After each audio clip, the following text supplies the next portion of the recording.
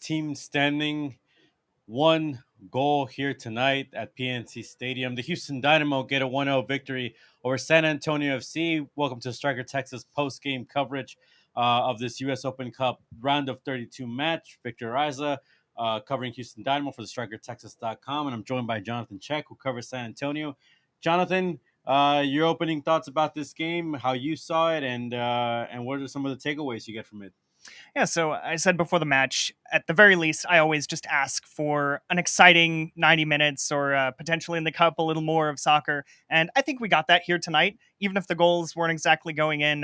SAFC and Houston missing a number of chances tonight. And so it really just became a question of who was finally going to have that moment of clinicality, who was finally going to get that goal. And I think based on the passage of play tonight, it was more in Houston's favor. They were more likely to get that chance, even though I think early on SAFC probably had the more dangerous chances. Couldn't finish them, but I'm not going to punish them as much tonight. And SAFC was able to hold Houston at bay and stay in the match for 80 minutes.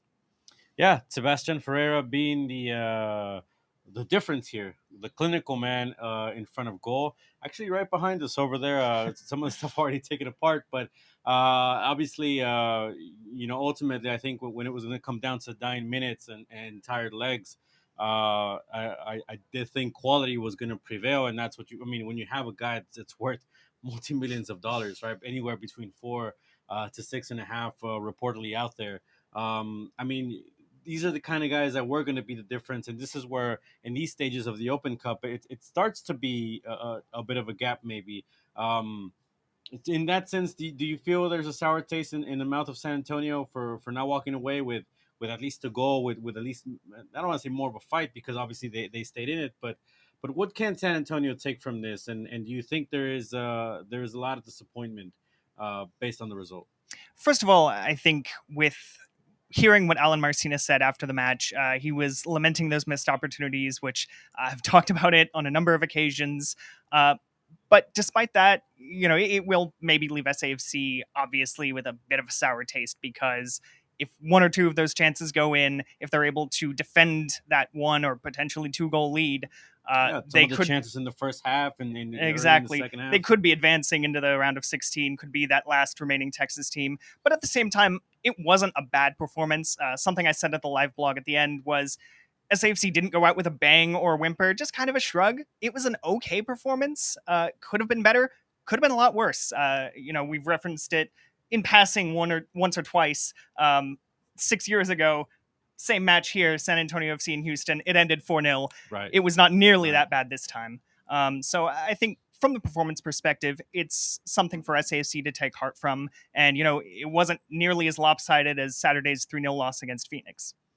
Yeah, and you mentioned that. I think San Antonio gave it a good run there. They were compact. They tried to stay strong against Houston. A lot of it was mind games, which I think made the game a little bit more interesting. There was heckling from fans on the field. It was heated as well, right? We saw some moments there in the match.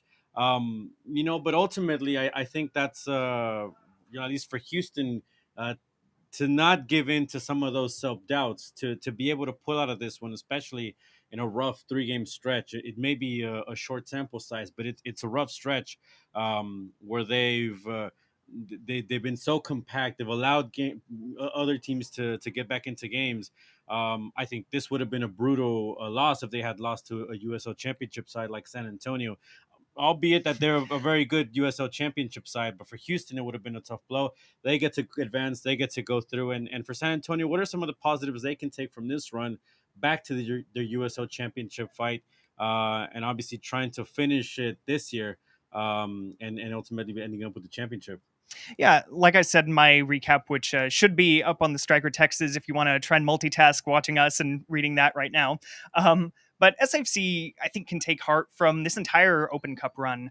A little over a month ago, the first match against Defeaters Kicks, you had five teenagers in the lineup, five academy products. That's obviously always a good thing. And then as the matches were on against Austin, then obviously Houston, good performances, good defensive displays, even though SAFC couldn't get what they needed tonight.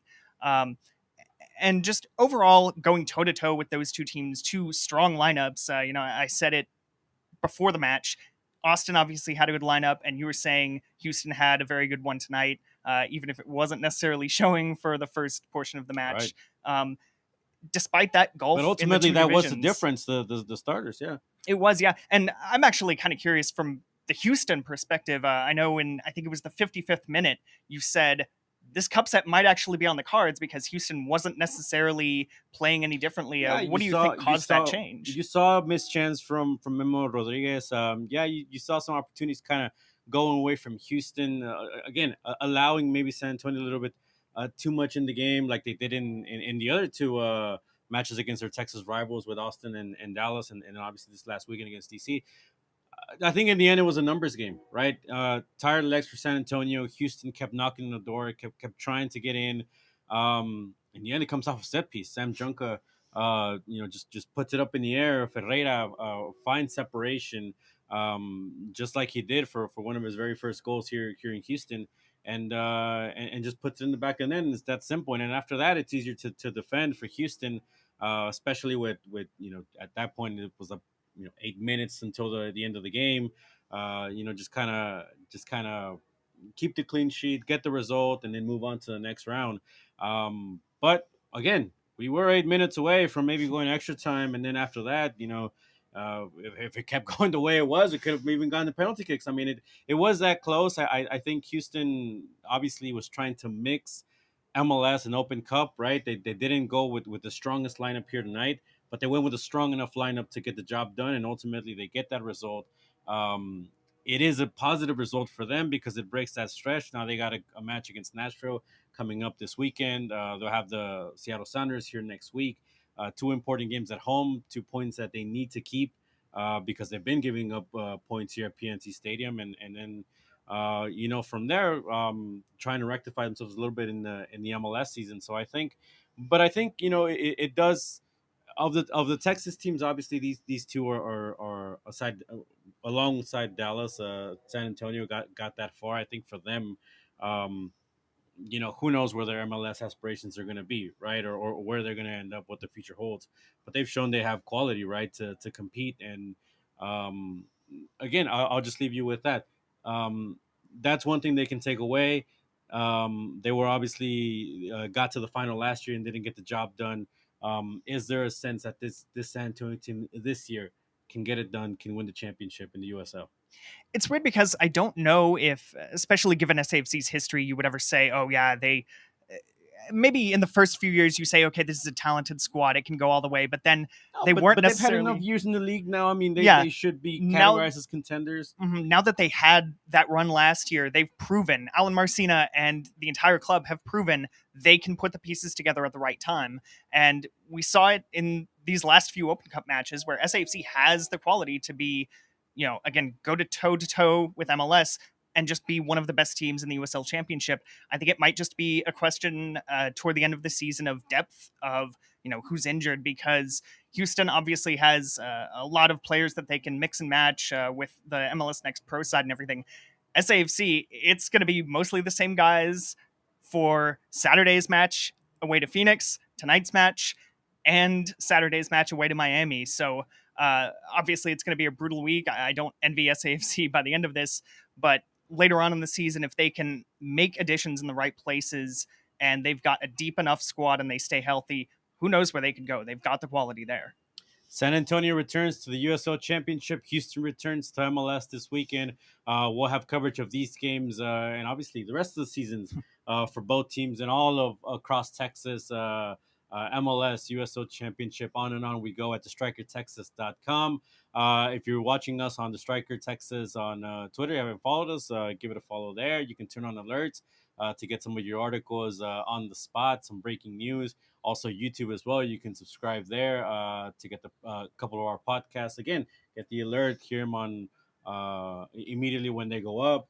You guys have the USL show, the Striker Striker Texas. Tejas, yeah. We have the Striker MLS podcast. So if you like Texas soccer, there's plenty of coverage to go around. And then obviously Sebastian Ferreira today scoring in another game against a Texas foe. We'll leave you with this. After in press conference, he did say, "I wish all the teams would move to Texas now so I can score against them every week." More post game quotes, more post game coverage, and then as we mentioned, going back to league play on the StrikerTexas.com. For Victor Isa, Jonathan Check, we thank you for joining us here tonight on the Striker Texas and the StrikerTexas.com.